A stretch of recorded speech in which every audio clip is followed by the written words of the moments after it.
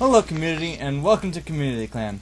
Today I come to you not as Guy in Shades, but as the very humbled leader of Bondservants.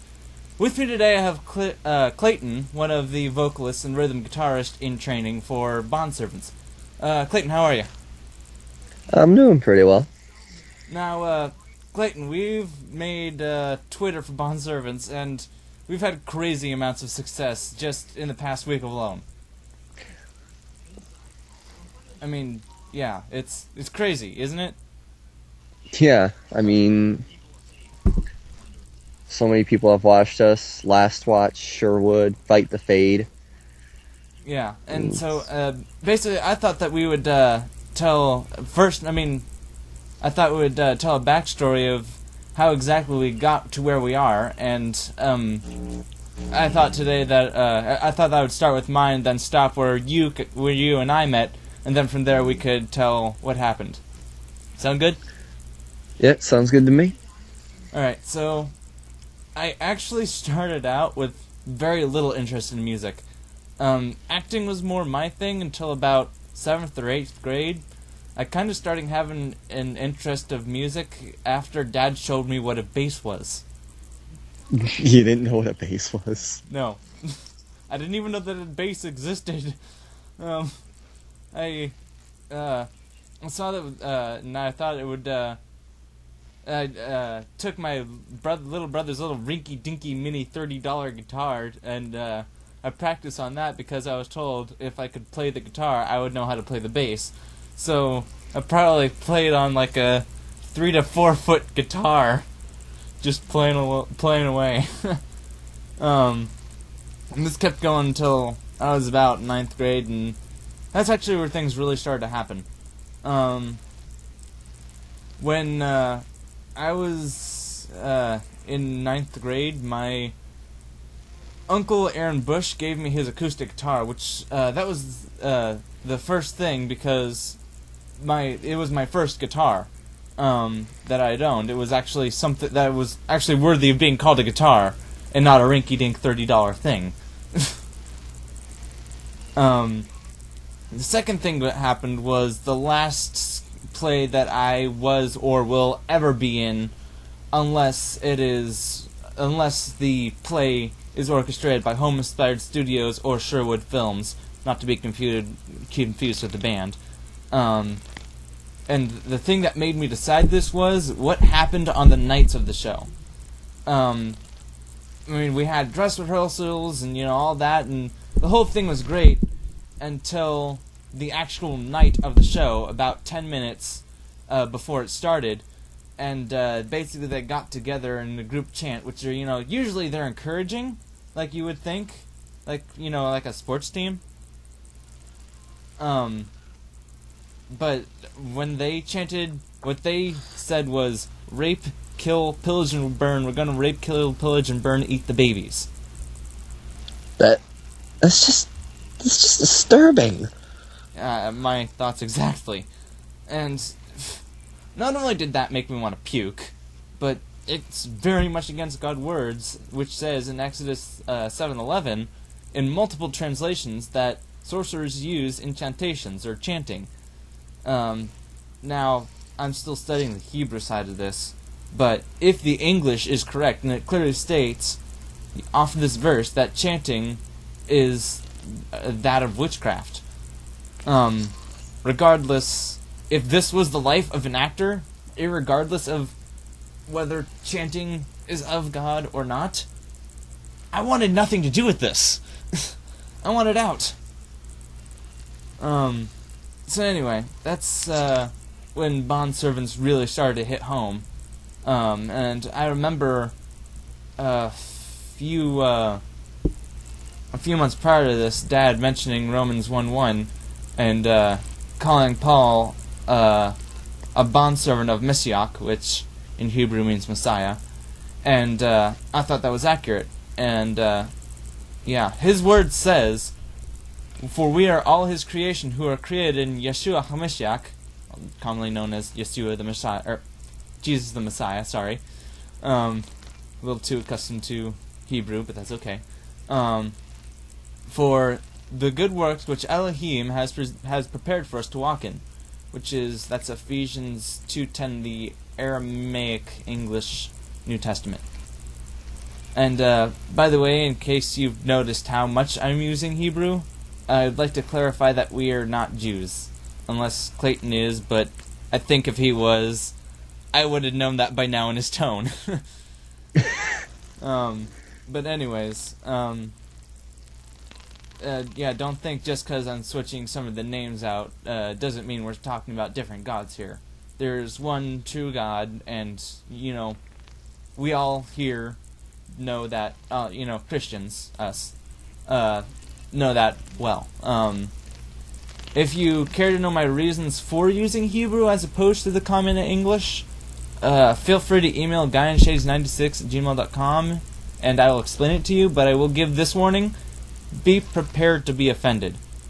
Clayton can actually tell you of a time that I offended him.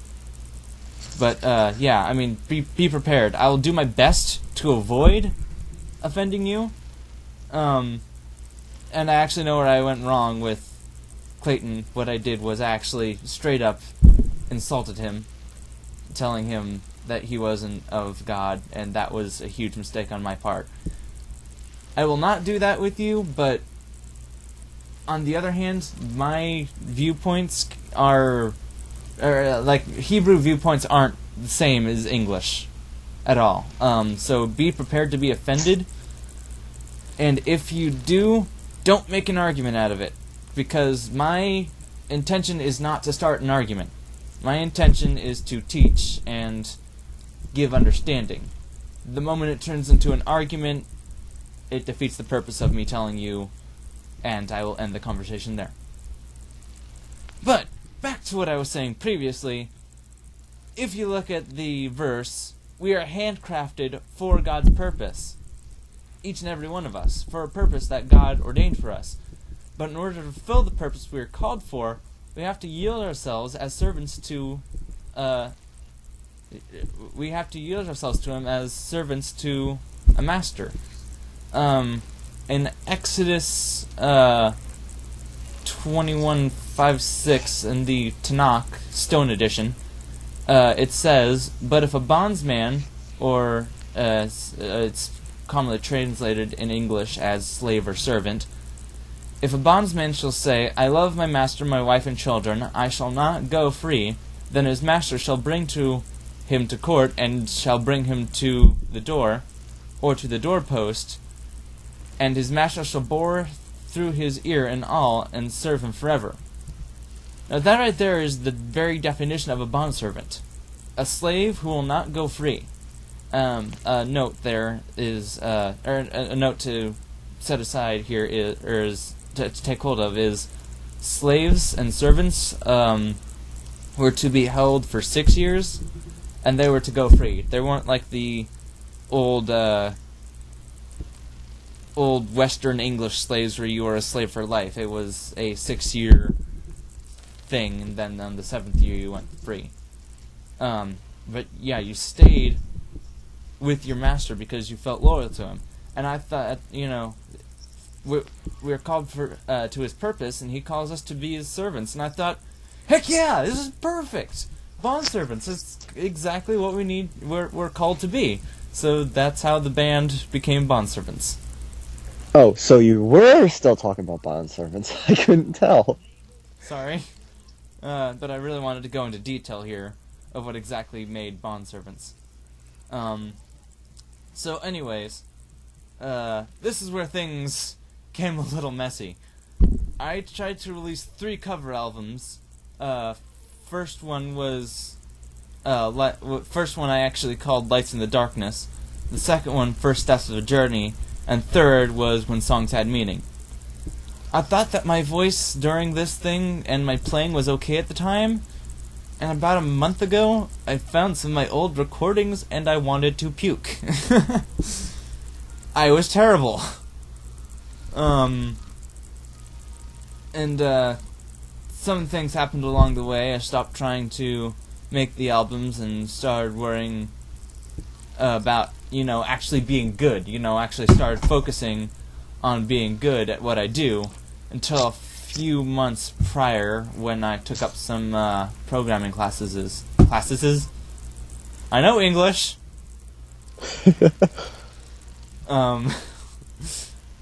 So now but at this point, Bondservants wasn't dead. It was just on hold, a very long, massive hold.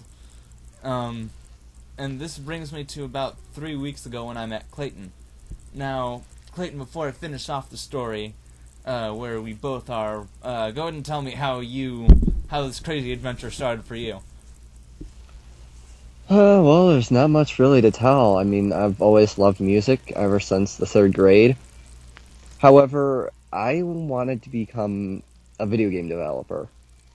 You know, because I'm a big gamer and I thought I'd be good at making them. Until my sophomore year of high school. It was that year, much to the delight of my choir teacher, I decided to throw that aside and actually follow my love for music, with singing specifically. A year went by and I had started posting on some different side stuff trying to start a band and needed some members. What bummed me out was that no one really responded except just to go, good luck with that. So basically I was kind of like, really? Alright, I'm done here. Well, after almost giving up, I posted a journal on one last site and got a comment from you asking if I was interested in joining Bondservants. I was sort of iffy at first, but after a couple of days I said, sure, why not? Sounds awesome. I remember asking you to join Three Left and Right, wasn't it? And then I asked you to join Bondservants after? Yeah, that's how it went. I just shortened it. Well, I mean, you don't have to shorten it. I spent... how long... Let's see. How long have I... probably a good 10 to 12 minutes. Probably 12 minutes, actually, now. But I probably spent a good 10 minutes just rambling on there. You don't need to shorten it. Very true. I mean, yeah, you don't have to condense if you don't want to. Anyway, for those of you who don't know, Three Left and Right was the other band that I mentioned at the beginning of Community Clan as not as Bondservants, as Guy in Shades. I'll put the link somewhere. Where? Oh my gosh! Get it off! Really, man? Honestly, if you didn't want it on your face, you shouldn't have put it there. I didn't put it on my face. It was the annotation.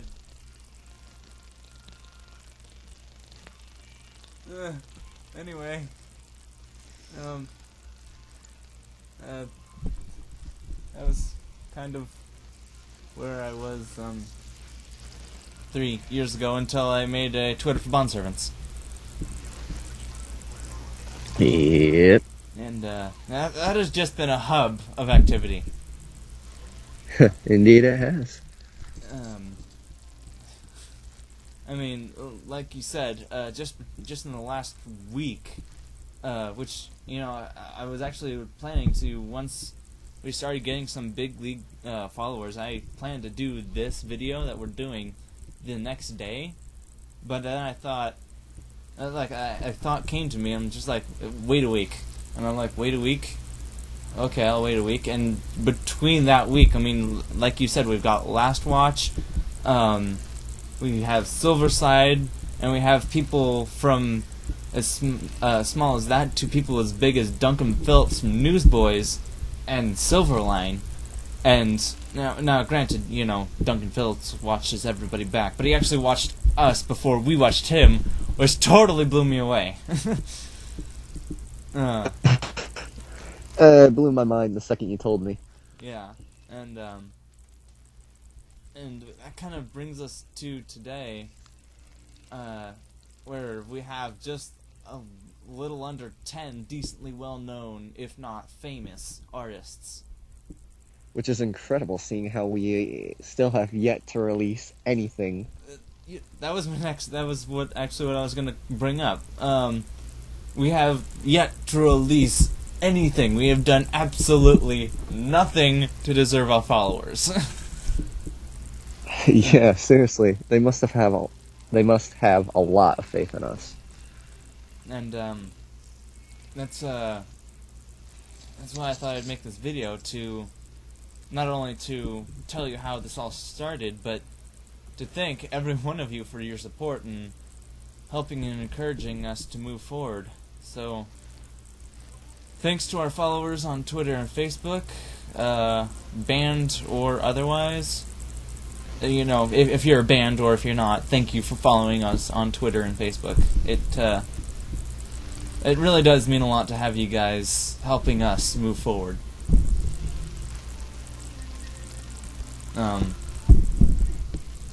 And we'd also like to thank our family and friends as well. As one last little thing, I would like to make a shout out to Matthew, who does Cutlass covers. Actually, if you go to our Twitter and go under our followers or our followed, it comes up as Cutlass covers. A shout out to him. We really hope to have you along for this crazy adventure. It would be awesome. I'm actually, on a side note, I'm actually working on his guitar now. But that's another story. Any last words, Clayton? Nope, I think that covers it. Alright, well, thank you for your time, Clayton. And once again, thank you to our supporters. And to the community out there. There will be links in the description for certain people who are making Bondservants possible. Until next week, see you, community.